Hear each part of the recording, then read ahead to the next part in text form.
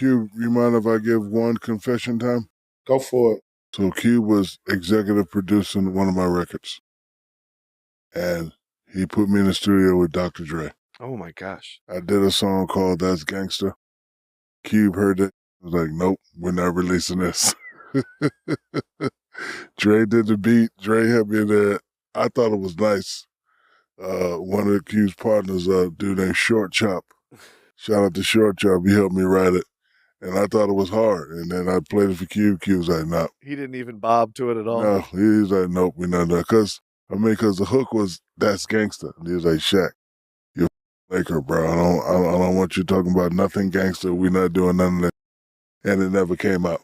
Cube, it wasn't good? It wasn't good? No, it was good. Shaq is a dope MC. But I just felt the record was off brand for him because, to me, he's more than just gangster. He's loved by millions, loved by kids. He already established that. And why go backwards when you're already forward, so to speak? You're already a household name, beloved by, little kids, big kids, around the world, grandmas. And that taught me, Q. That taught me stay true to who you are. Because I ain't gonna lie, yeah. we're like, you guys want to be basketball players. I wanted to be y'all growing up. Like, if you don't think I had the goddamn Raiders sweatsuit and the Raiders hat and the S curl, did not remember the Sports Illustrated cover. Oh, remember the Sports Illustrated cover we took.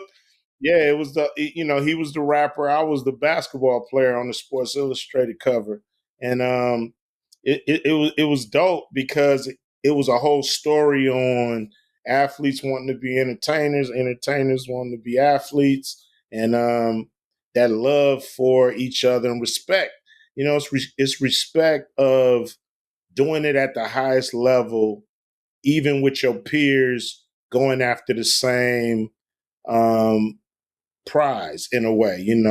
Theirs is championships, ours is record sales. I'm friends with a lot of rappers, but when, back then when you go in the record store, I wanted them to pick up an Ice Cube album. I love Scarface, but grab that Ice Cube, you know what I'm saying? Yeah. So it is, it's that that respect, that mutual respect across the board. And I think what a lot of people don't understand is I think we do the same thing for each other. Like, I know what things y'all go through when y'all get done, y'all want to see a nice game, right? And I know when I get done doing what I'm doing, I want to get in my car and all my speakers and hear. So I think that's why we all get along. But I never told that story, but I thought the record was dope. Q was like, nope, that. The record was dope, but it was off brand. I've done it showcases, and my guys. It showcases that Cube has always he's always been like 3 steps ahead. He's like, I know it's good, but we have bigger things to do. And that takes somebody that can really like forecast. I want to say thank you for that, brother. You taught me a valuable lesson. Yeah, because everybody, that did them gangster records now, a lot of people did them gangster records now, they look back at them and they like, oh, damn, why did I say that? What the hell was I thinking? So, but your rhymes always been hard without even going there. You don't even have to do it. You know what I mean? But you're an MC on a different level. Have you ever sent, to be like y'all, brother? Have you ever sent Cube some of your diss tracks that are unreleased? No, never. I would love Cube's reactions to those because in this world of Kendrick and Drake, Cube is still the champ in my mind. Of course. And you know what, Cube? I'm glad that you came out and said it because, like with all this new stuff that's going on, you got these new people and they get numbers and beams and people forget. Like, it may be dope, but it ain't the number one. Cube took on 4 guys at one time and won. And a manager. Drake, Kendrick beef. Who you got winning? Who's up? You approve or you disapprove? Well, I mean, I approve of the beef. I always approve of rap battles. That's the essence of the game. It goes back to, Busy B and Kumo D, and even further than that. So it's part of the game, as long as it doesn't get physical, because that's not rap. You know, when it get physical, that's just street crime. So long as it stay on wax, it's a beautiful thing. I think Kendrick is up. I think, you know, he's landed the more hard and effective punches, so to speak. But that don't mean that don't mean Drake can't get off the canvas. So I think if I was Kendrick, I'd stay cocked and loaded, you know, ready for just in case whatever's coming. Whatever's coming. But it's interesting, you know, to me it always pumps energy into the music because it takes it back to the essence. And so as long as it don't get violent, it's fun. The minute it get violent, it ain't rap no more. Yep. When you talked about That's Gangsta not getting released, I'm always amazed at the songs that we will never hear. Songs that are on a hard drive somewhere or on a cassette somewhere.